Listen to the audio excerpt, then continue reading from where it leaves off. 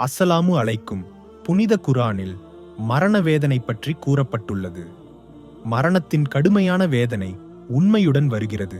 இதுவே நீ தப்பிக்க முயன்றது. இமாம் கஸ்ஸாலி ரஹிமஹுல்லா விளக்குகிறார். நசா மரண வேதனை என்பது ஆன்மாவை மட்டுமே பாதிக்கும் வேதனையாகும். அது உடலின் அனைத்து பாகங்களையும் பற்றிக் கொள்கிறது. உடலில் பரவியிருக்கும் ஆன்மாவின் ஒவ்வொரு பகுதியும் இந்த வேதனையை அனுபவிக்கிறது.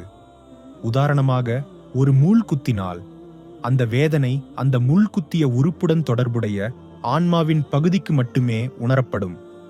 ஆனால் தீக்காயத்தின் விளைவு அதைவிட கடுமையானது. ஏனெனில் தீயின் தனிமங்கள் உடலின் அனைத்து பாகங்களிலும் ஊடுருவுகின்றன. வெளிப்புறமோ உட்புறமோ எந்த பகுதியும் பாதுகாப்பாக இருப்பதில்லை.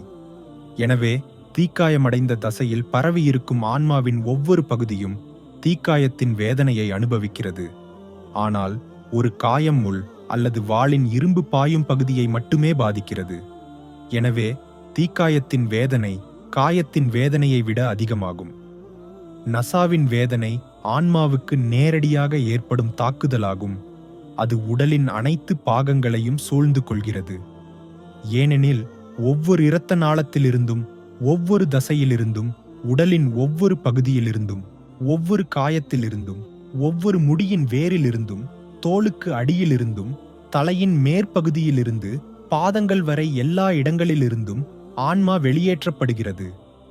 எனவே இந்த வேதனையின் அருகாமையையோ கடுமையையோ கேட்க வேண்டாம். மகான்கள் கூட கூறியுள்ளனர், மரணத்தின் வேதனை வாளின் அடியை விடவோ கத்தியின் கீறலையோ கத்தரிக்கோலின் காயத்தையோ விட கடுமையானது.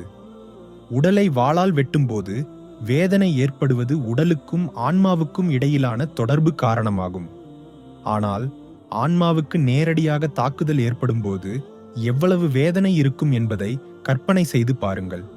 அல்லாஹ் ரப்புல் இஸ்ஸத்தின் மகத்துவம் நம்மை அனைவரையும் பாதுகாக்கட்டும். ஆமீன்.